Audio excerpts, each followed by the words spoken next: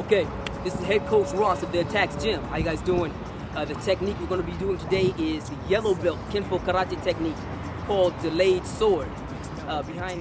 What we're going to do is, as you guys always know, is I'm going to show you the more traditional techniques, the way in which delayed sword is generally shown in the ideal phase, the areas that I disagree with, and the differences, the variances, the innovations, as it were, that we in the Atacx gym use as part of our basic expression of the delayed sword. Now, I want to remind you again, in almost 100% of the techniques that we'll execute, we'll be using the concept of R.D.L. in the Atacx gym. R.D.L. stands for rock, that's the R, drop, that's the D, and L, that's the lock. You're going to rock them with your strikes and your displacement techniques.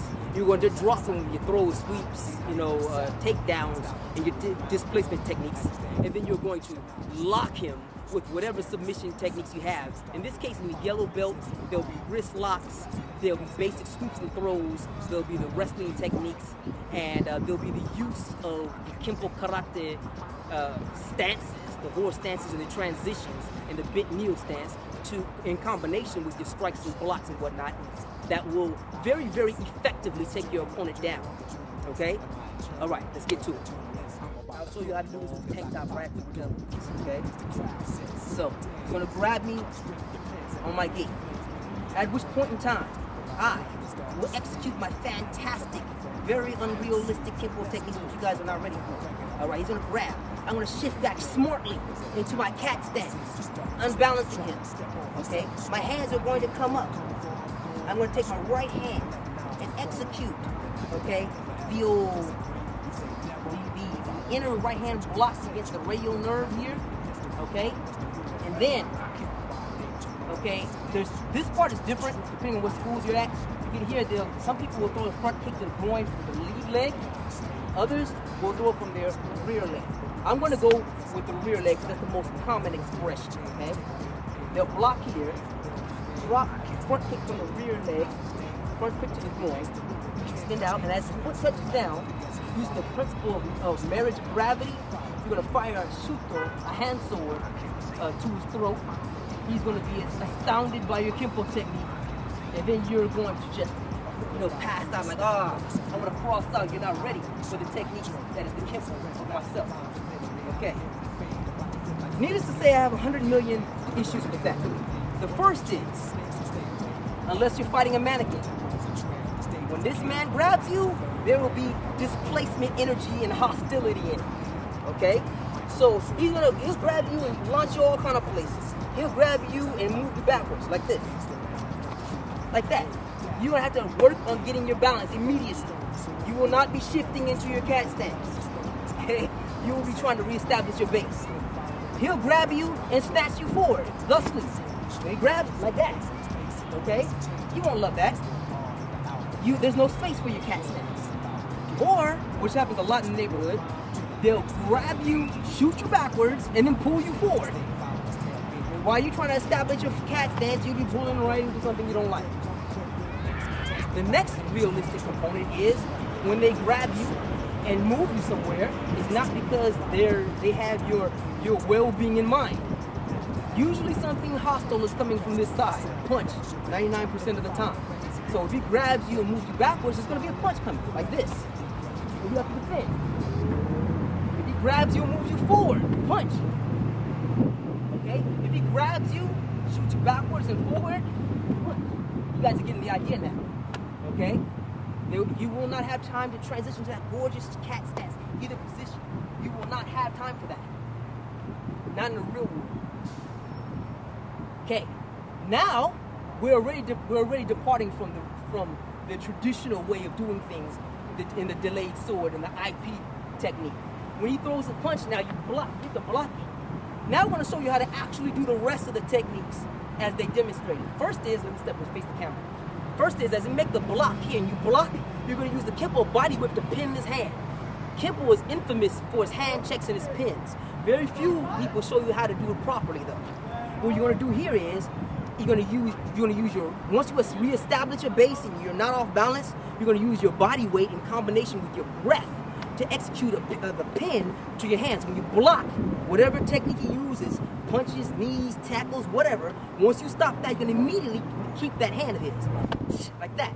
Body whip, hip drops down, body whip. You're going to put your entire body in this technique. The effect is dramatic.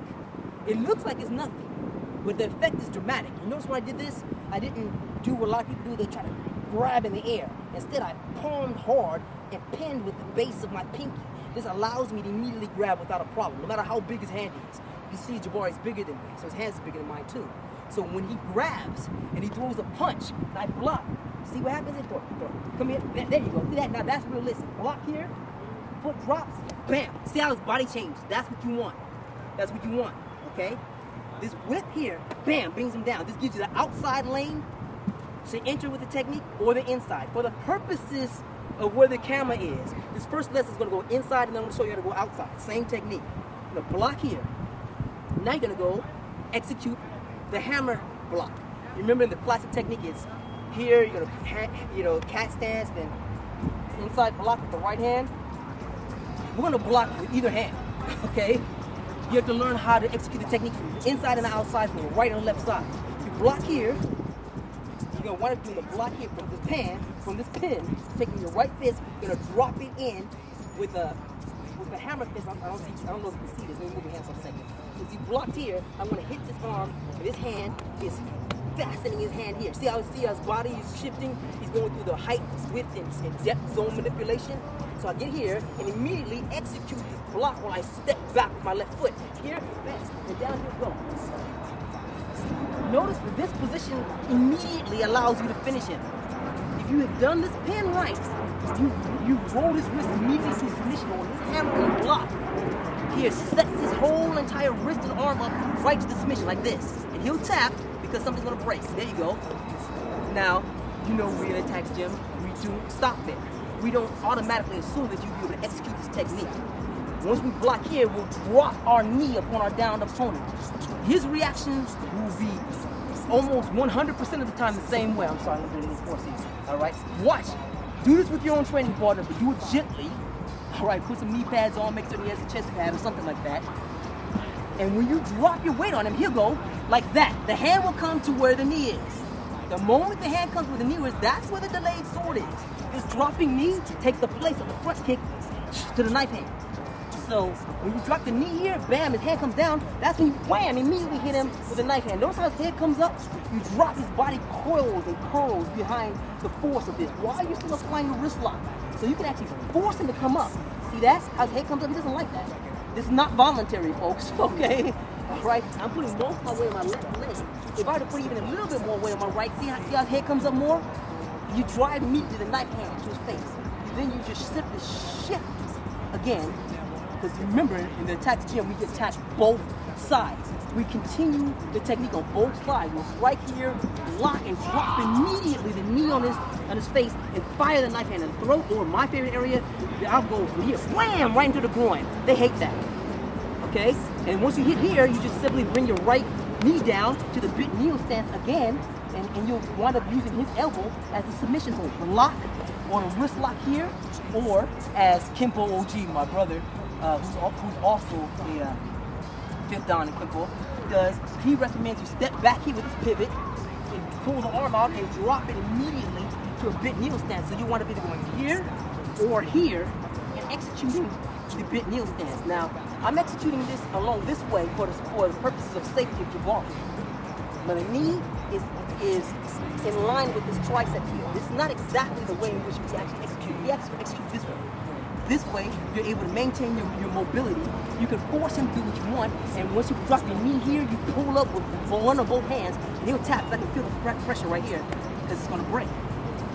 You're going to wind up doing that technique to him, no matter what he does.